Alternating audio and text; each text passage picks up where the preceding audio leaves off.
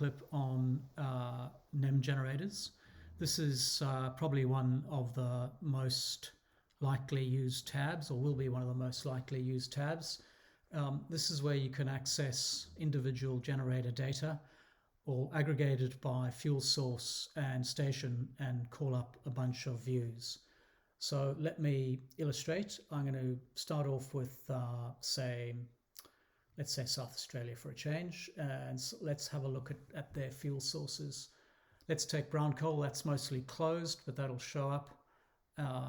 Natural gas, steam, and and open cycle, very popular in South Australia. Small scale solar and wind.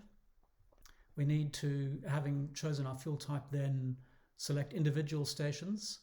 You can select individual units in stations by choosing individual here.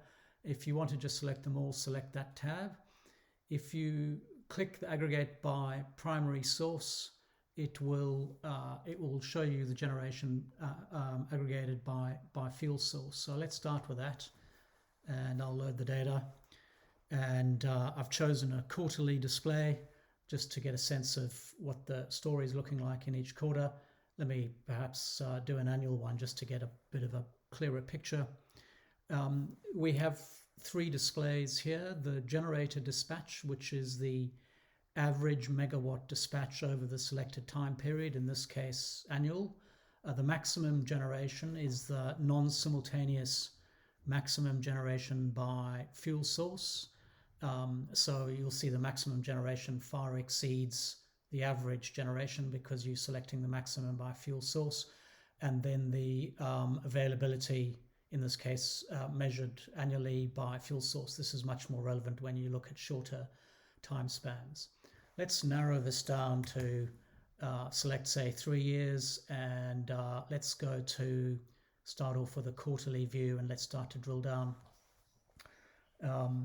So this is what the picture looks like by quarter. Let's try and get a bit of movement in it by looking at the weekly changes over that time.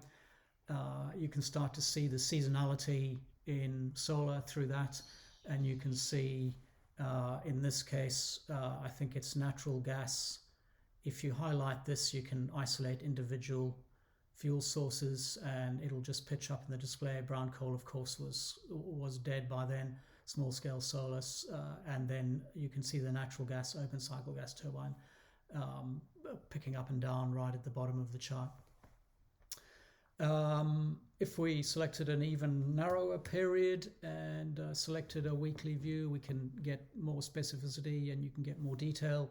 In fact, we can even go to daily over that time span.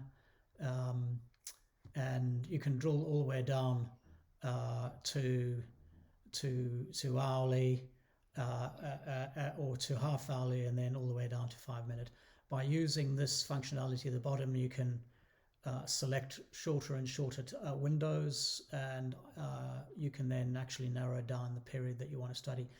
This is just 1 day of data, so let's have a look at it at 5 minute resolution. This has now got you all the way down to the root data, again aggregated by fuel type, taking a moment or two for the 5 minute data to pitch up. And here again you can really narrow it down in this window and then start to look aggregated by fuel type what's going on. Let's, instead of aggregating by fuel type, let's narrow this down, and let's just select